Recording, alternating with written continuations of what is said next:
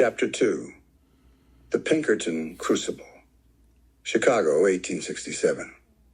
The war had spat George Thiel out like a spent cartridge, leaving him with a peculiar set of skills and a future as nebulous as the gun smoke that had once choked the Virginia air. Peace, when it finally settled over the fractured nation, felt less like a bomb and more like an uncomfortable silence. The rhythms of civilian life, the predictable toil of a farm, the quiet routine of a shopkeeper seemed alien, dulling to a mind sharpened by the constant dance with danger. What now, Jory? He'd often ask himself, staring out at landscapes no longer defined by enemy lines. For 2 years he drifted, taking odd jobs. A stint as a clerk in a dusty mercantile in Ohio, another hauling freight on the Mississippi for a short while. His wartime experiences were a tightly bound secret, his watchful eyes always scanning for something. He wasn't sure what. A purpose, perhaps. A place where his unique talents wouldn't feel so out of step. Then, in a dog-eared copy of the Chicago Tribune picked up in a dusty rail station eatery, amidst advertisements for patent medicines and land speculation, he found a name: Pinkerton. The article lauded the Pinkerton National Detective Agency for tracking down a band of audacious train robbers who had plagued the Ohio-Mississippi Railroad. It spoke of their founder, Alan Pinkerton, a Scottish immigrant, his agency's relentless pursuit of criminals, and their motto, "We never sleep." There was also a brief, intriguing mention of their service to the Union during the war, providing intelligence and protecting President Lincoln. Pinkerton. George murmured the name, the newsprint crinkling in his hand. They value observation, discretion, the gathering of information. A spark ignited within him. Here was an organization that seemed to speak his language, the language he had mastered in the shadows of Virginia. It was a path that resonated with the man he had become. Within a month, George Thiel stood before the imposing stone edifice of the Pinkerton headquarters on Washington Street in Chicago. The city itself was a maelstrom of frenetic energy, rebuilding and expanding with a raw, untamed vigor. It smelled of coal smoke, stockyards, and ambition, a fitting cradle for an agency that promised order in an often chaotic world. He smoothed down his modest but clean suit jacket. This is it, then, he told himself, taking a steadying breath before ascending the steps. His interview was not with Alan Pinkerton himself. The old man, as he was known, was already a figure of near mythical status. Instead, he was ushered into a Spartan office to meet a stern-faced senior agent named McParlin, a man whose eyes seemed to catalog every flicker of George's expression, every carefully chosen word. "Mr. Thiel," McParlin began, his voice devoid of warmth, his gaze unwavering. "Your letter stated you have certain experiences that might be of use to this agency. Elaborate." Thiel kept his account of his wartime service concise, focusing on results rather than heroics, on information gathered rather than risk taken. He spoke of his ability to blend in, to listen, to become what the situation required.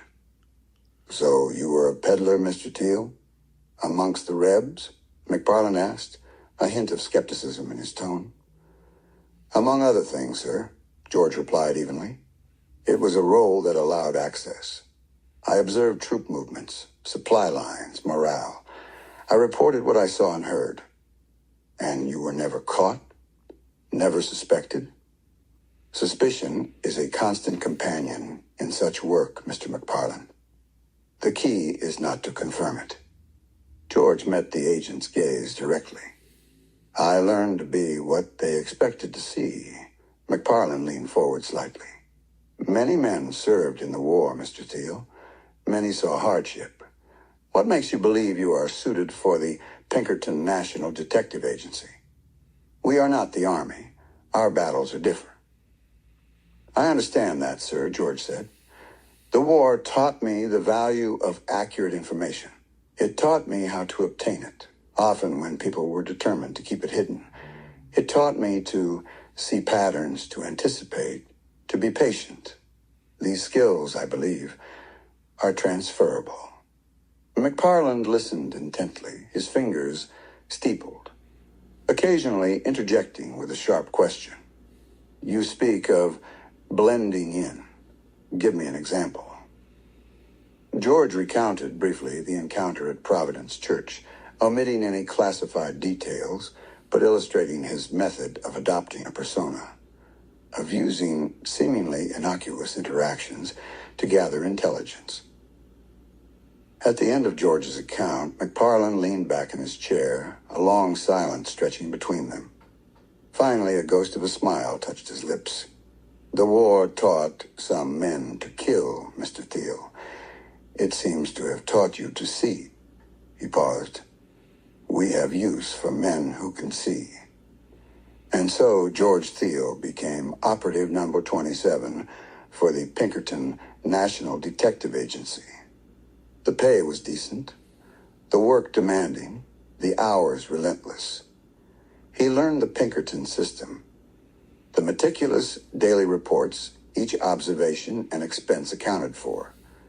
The art of shadowing a subject without detection through crowded city streets, a skill requiring endless patience and quick thinking.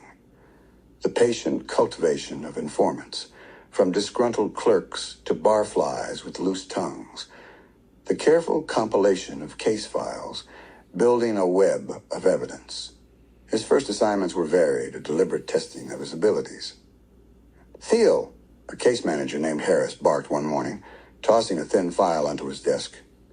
Debtor, name of Josiah Finch, owes Miller Sons, mercantile $500, skip town. Last seen heading towards the rail yards. Find him. George found him in 3 days, working as a baggage handler under an assumed name. Another assignment. Pilferage at the South Branch warehouses Thiel Harris assigned, not even looking up from his own paperwork. Silk bolts vanishing. Get down there and nose around. See who's got sticky fingers. Posing as a night watchman, George spent 2 weeks observing, listening. He identified a small ring of warehousemen and a dray driver working in collusion. His report was precise, the evidence irrefutable.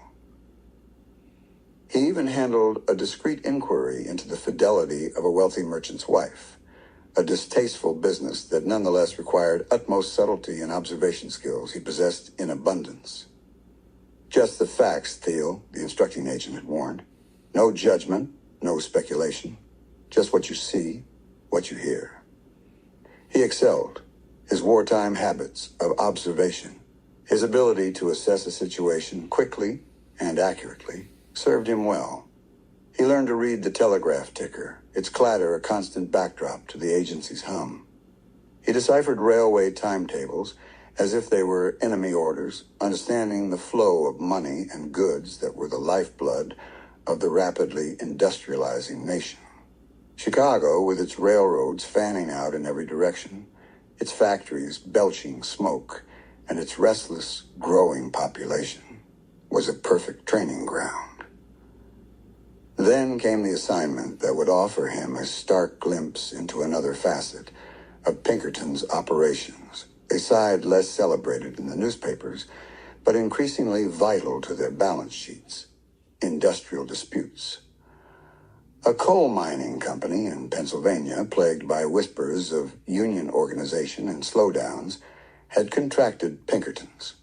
The mine owners, men of immense wealth and power, spoke of agitators and foreign ideologies threatening their rightful enterprise.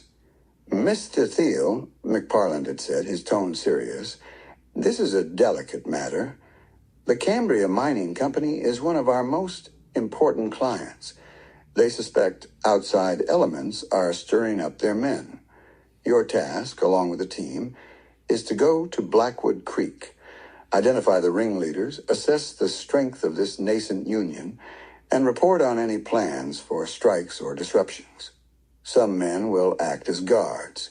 You, Thiel, with your unassuming appearance and proven ability to gather intelligence, will be less visible. McParland's eyes held a knowing look. Become one of them if you can. Under the guise of a drifter named Tom Casey, looking for work, George entered the gritty mining town, a place of soot-stained shacks and perpetual twilight, even at midday. Looking for work? A grizzled foreman had asked, eyeing him up and down.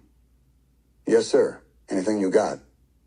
Not afraid of hard labor, George, as Casey replied, his voice suitably rough. He secured a job as a mule driver, deep in the suffocating darkness of the pits. The work was brutal, the conditions appalling. But it was here, among the coughing, dust-covered men, that he began to understand the grievances that fueled their desire to organize. During a brief halt in the hauling, an older miner, coughing rackingly, shared a piece of dry bread with him. Name's Evan, the miner rasped. You new here, lad? Tom Casey, George replied. Just came in looking for a wage. A wage is what they call it, Evan said bitterly. Barely enough to keep body and soul together, and for what? To breathe this cursed dust till it kills you, or get crushed by a rockfall. My boy, only 16, lost a leg last spring. Company gave us $10. $10 for a boy's leg. George listened to these hushed conversations during breaks, their talk of meager wages, long hours, and the constant threat of cave-ins or fire-damp explosions. He heard names, whispered men who spoke eloquently at secret gatherings about fairness, about the right to a safe workplace. He reported what he heard as instructed, his daily dispatches to the Chicago office factual and devoid of personal sentiment. He named the men who spoke most fervently for the Union, detailed their secret meetings in the back room of a sympathetic tavern, and noted the growing unrest.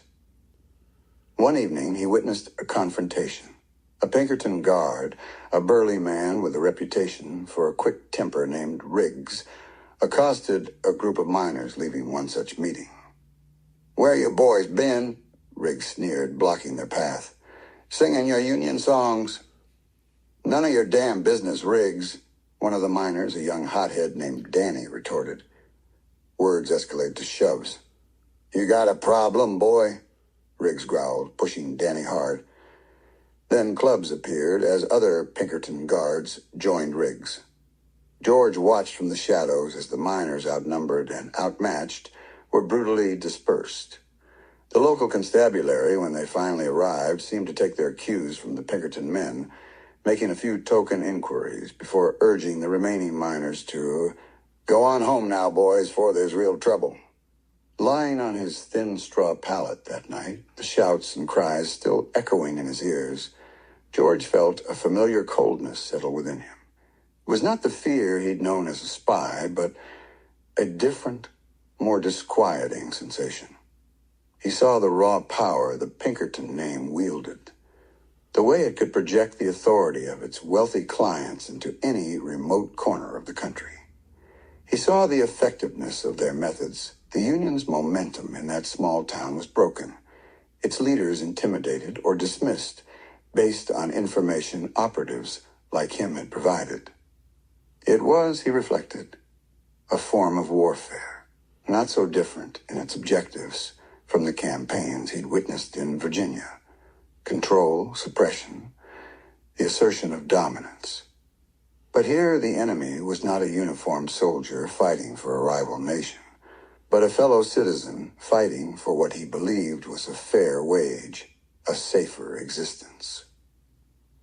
George Thiel did not question the legality of Pinkerton's actions, nor at this stage did he deeply probe their morality. He was an operative, tasked with a job, and he performed it with the same diligence he applied to all his assignments. But the Pennsylvania mining town was a lesson etched deep. He saw the demand for such services, the willingness of powerful corporations to pay handsomely for industrial peace, enforced if necessary. He saw the fear Pinkertons instilled in the laboring classes and the reliance business owners placed upon them. The Pinkerton agency was indeed a crucible. It was forging him, tempering his skills, exposing him to the raw, often brutal realities of a nation grappling with its own explosive growth. He was learning the business of private detection from the undisputed masters, understanding its reach, its methods, and its immense potential. And somewhere in the back of his analytical mind, beyond the daily reports and the immediate demands of his assignments, the first faint whispers of his own ambitions began to stir. He was an apt student, and the lessons of the Pinkerton crucible would not be forgotten.